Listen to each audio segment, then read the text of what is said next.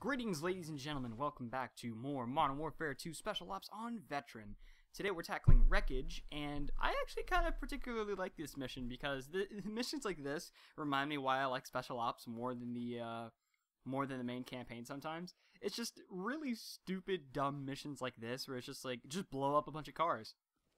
I mean, that's pretty great. I mean, what Michael Bay aspiring person wouldn't want this to be the objective in their video game? Just silly, just random things like this.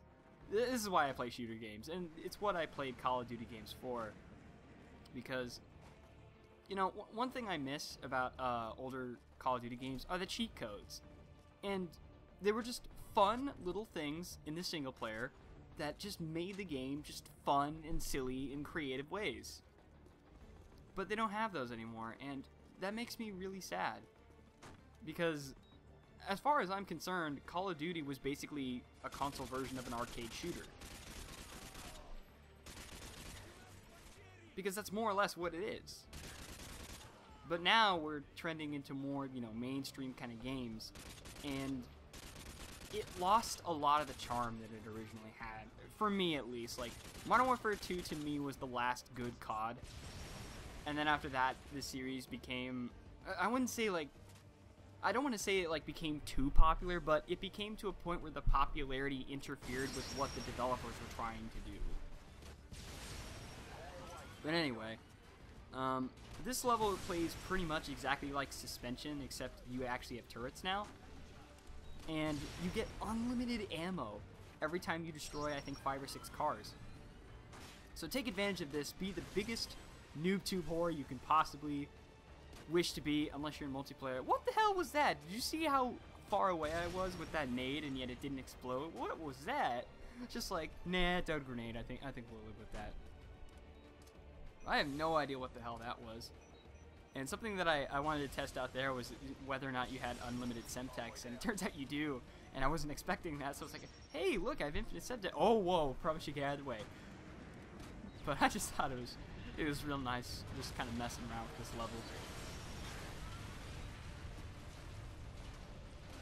But the main reason I bring up the cheat codes and the death cards, the death cards in World at War are my favorite iteration of them, just because you can use them in a co-op campaign. And let me tell you, you can have a ballin' time in co-op campaign in that game when you turn on like Victory, like Sticks and Stones, and just like a bunch of other death cards that just make that game really stupid but really fun.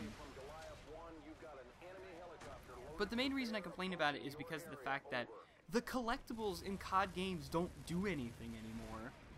Like, they literally are only there for a trophy. And that's something that really irritates me about games nowadays, is that a lot of games, the collectibles do absolutely nothing.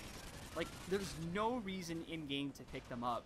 Like, some games, like, I think Tomb Raider, give you XP, or a means of leveling up, whenever you get those items. But aside from that, like, they don't do anything fundamentally. It's like you don't get anything from the collectibles that you couldn't get otherwise just through normal gameplay. Like, back in the N64 days, if you did something really cool in a level, or you found like some hidden collectible, you got something for it. It could probably be something as awesome as infinite ammo, or something really stupid like the infamous big head mode. Or something else really silly and cosmetic that ultimately made no difference, but it was still funny and just fun to get.